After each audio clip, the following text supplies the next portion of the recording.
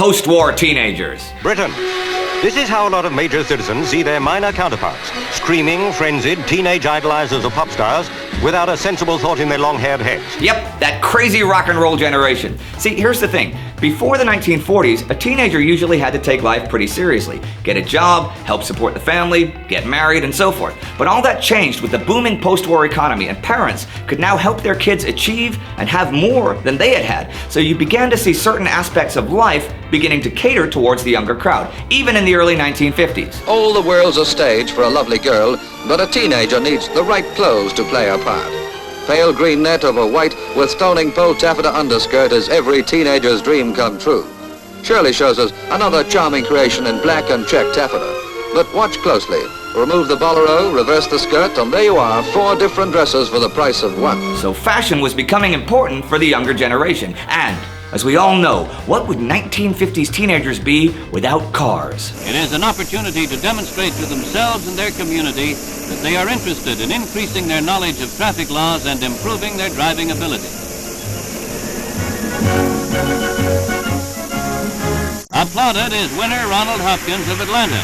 Biggest winner is Safer Driving, which is a capital idea. Now, teenagers are best known for going crazy to the satanic beat of rock and roll music, like these ones in France, from this awesome footage of Johnny Hallyday. Well, and on and happy Johnny go again. Oh, baby, make me happy.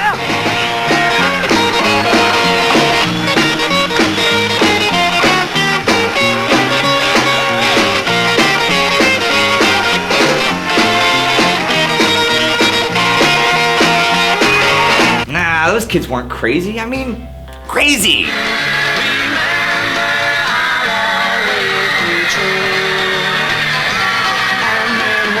Never mind crush barriers, the Beatles fans would smash the sound barrier.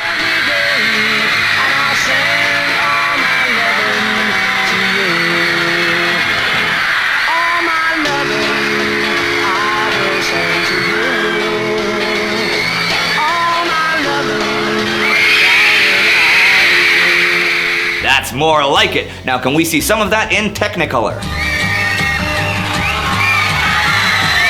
Paul McCartney gets the full treatment, the kind the fans have taught him to expect. The boys show the press their latest present.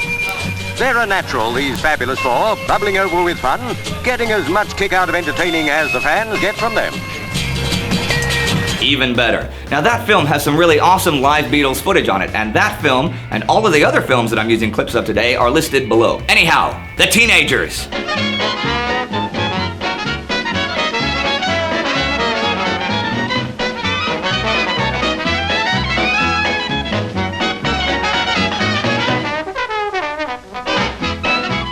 You've only got to look and listen to be quite sure that all these young people have got hip. They're most definitely with it. The cats grab life with both hands and do their best to live it 100% 24 hours a day. Life lies before them. They've got vitality, hip, and they're certainly with it. And the best of luck. That's right, Daddy-o. And if you're hip, you can make the scene. Oh, love, why don't they understand this new world called love? Why don't they understand? I'm not really certain I get the whole thing with the skulls, but you know, those cats were crazy. But here's the thing, if only someone could sum up the whole teenager thing, you know? If only. This is us, see? We're today. If you don't dig us, shoot away some square joint to the rest of the creeps. Well, why not stick around and get with it? So it was welcoming and inclusive, and that's great. But who do these people look up to?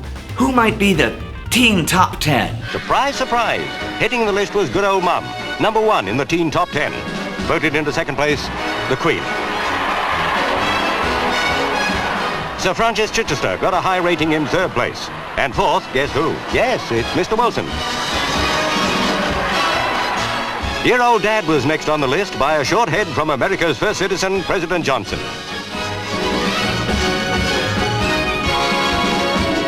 At number 7 came the young husband. And the only pop star to get a showing in the first 10 was Elvis Presley. In at number 9, U Thant, UN Secretary General. And sharing 10th place was Prince Philip, whose popularity was on a par with England soccer star Bobby Charlton.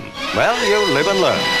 Right, so no Beatles, no Stones, just good solid citizens like Sir Francis Chichester. And in case you're wondering who Francis Chichester was, just before that survey was done, he became the first person to circumnavigate the Earth solo from west to east through both capes. It took him 228 days with one stop in Sydney. Now imagine spending 228 days alone at sea in this boat. Sir Francis and Gypsy Moth together won the admiration of the world with their journey of adventure.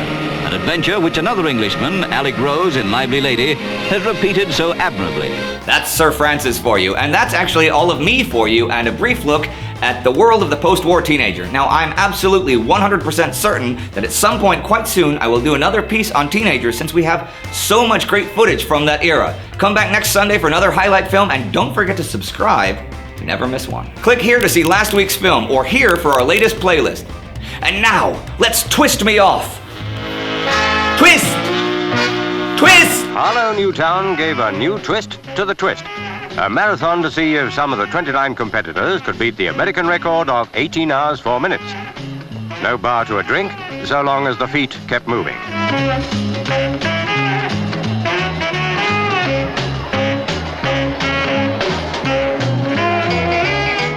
Time didn't pass that quickly for the young folks twisting away on the floor. The hours began to drag, and there were signs of it at this stage.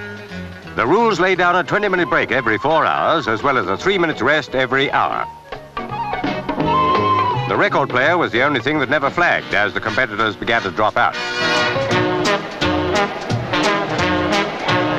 Mary Ann Moles was still twisting while strong young men became stretcher cases. After 20 hours, 17-year-old Mary received the women's prize of £10. She certainly won it the hard way. The winner lasted 32 hours, 31 minutes. He's Kevin O'Brien, world champion.